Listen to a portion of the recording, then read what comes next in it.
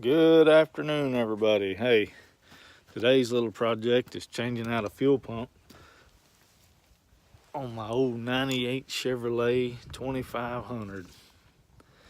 What I've done so far is we've taken the bed loose, raised it up, slid it back to access yon gas tank. All right. And what I did is I pulled out the old unit, which this is your fuel pump unit. It's all one piece. Got the wires and everything inside the tank. Little motor that runs the pump, and then you hook up your existing fuel lines here, back into here, and you just drop her in pretty much. What holds it in there is there's this little ring. I don't know if you can see it or not, but right there at the end of my finger, it goes all the way around this fuel pump. And on the tank itself, it's got these little ears that ring slides under, and it seats pump down in there. There's no ring in it, and it just seals it up to the tank. This is the old one that I took out. Maybe you can kind of understand it a little better, but this is basically what we were looking at on top of the tank. And then the wires and the motor and everything are down here in the bottom part of this little apparatus. It's pretty cool because this thing here is spring loaded, so when you seat it into the tank, it, that gasket that I talked about seals tight. So it's pretty cool. Got your little float on there that tells you, your fuel level. Sends electricity to your gas gauge to tell you how much gas you got. Pretty neat though.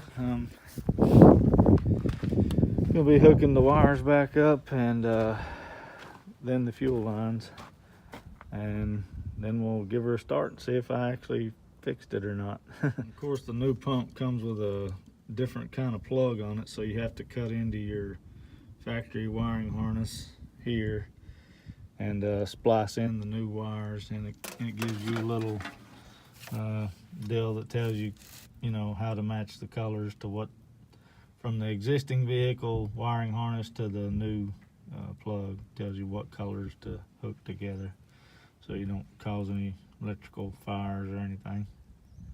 Pretty cool. So I'm gonna be doing that first. I'm try to set you up there. I don't know if you'll be able to see it or not, but okay. So I'm gonna start with gray to gray, and it says to stagger your wires so all your connections are far apart in case you ever have an electrical short or anything.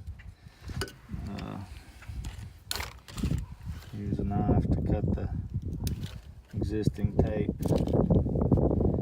which you can cut wires, but you just got to be careful.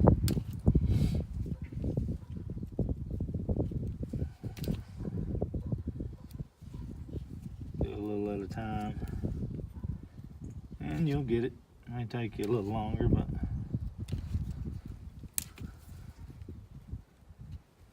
it can be done, folks. Okay, see, they're all loose from one another. And the hillbilly in me tells me not to cut them back here because I might have to use this plug again someday. So I usually leave some extra in case I have to splice back into it, something like that. So I'm gonna hook up the gray first, gray to gray. Let me get my wire strippers. So, got my wire strippers. I'm gonna strip it back, I don't know, right in this area here. I don't know if you can see that. And then you just kind of twist them, and it should just pop right off of there.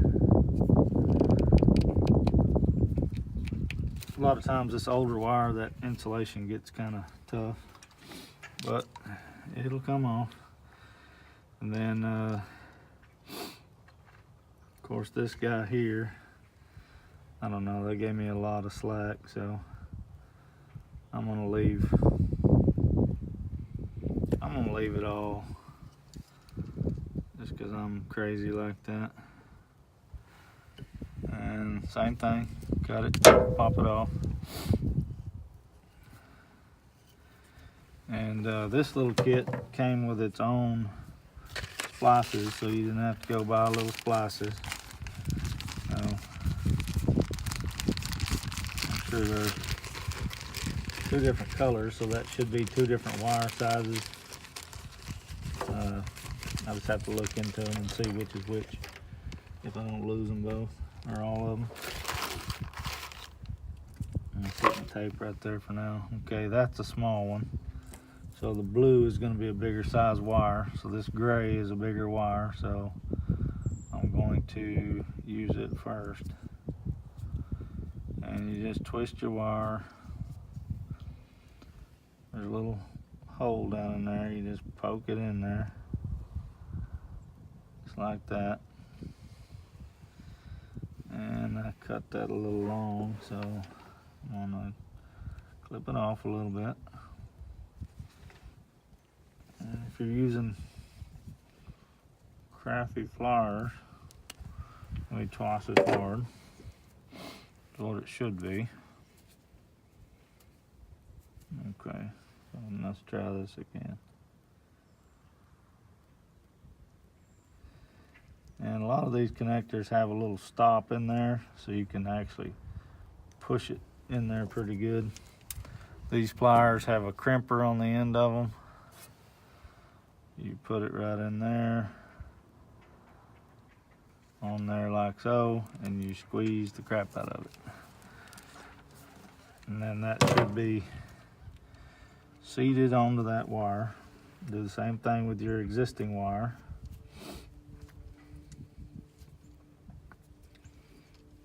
Twist it so it'll slide in good and easy. Like I say, some of them have that stop in there so you can actually force the wire in there, but that's not working out so good, so I'm going to clip it just a hair. When I say clip it, I mean cut some of the excess off. Like that. And we'll just shove her back in there. Oh yeah, that's a good tight fit. Just sometimes you just got to push it pretty hard to get it to go in. If it's tight, you know. Then we're going to squeeze this one just like we did the other side. Good and tight. And it won't come apart. So then I take electrical tape.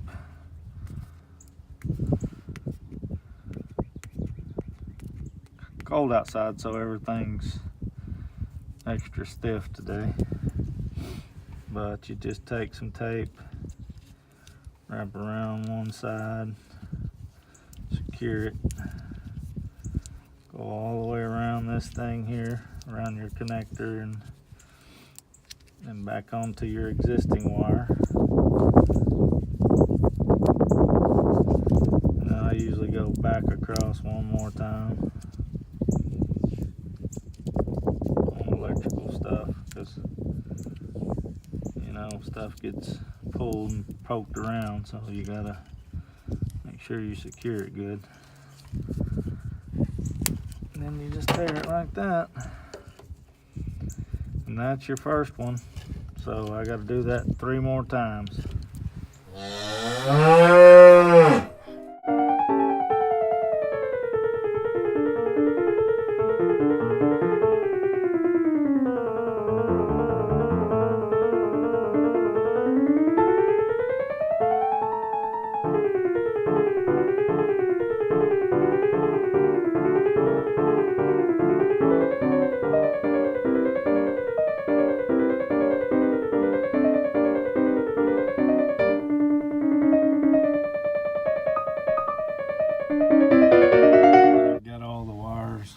Wired into the new plug.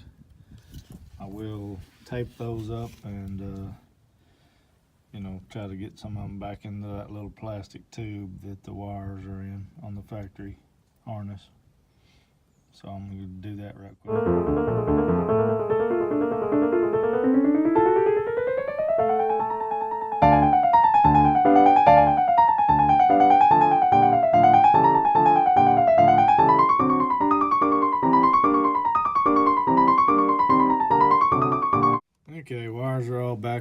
this somewhat and plugged into the new pump. And next we will hook up the fuel lines. There's 3 different size lines. 2 of them are these compression type fittings that lock into place, and then one of them is just a, like, I believe it's probably going to be like a vent hose or something, you know, just it's got a little squeeze clamp on it. So I'm going to hook those up now. Alright, that was quick, folks. The lines are all hooked back up. Now I'm going to hook the battery back up and see if she'll start up. Battery's reconnected. Now I'm going to get my keys and we'll see if she'll crank it up. Alright, fingers crossed. The old key going into the ignition.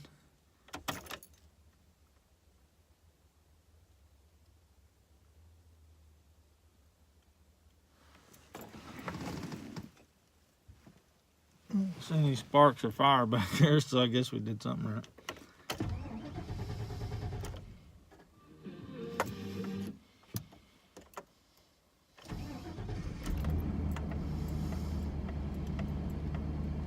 It's pumping fuel. She's running, folks. Success.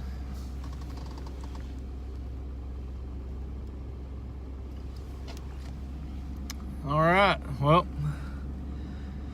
now I just got to put the bed back on and all that stuff, but I'm not going to bore y'all with that. Probably shouldn't have bored you with the rest of this stuff, but anyway, it's a done deal. And everything seems to be okay. It's idling fast, but it's because it's cold. It's been it's started out at 28 degrees here this morning. But wintertime, what do you expect? So anyway, thank y'all again for watching. I want to ask you to please like and subscribe, and please become a part of the herd. Thank you.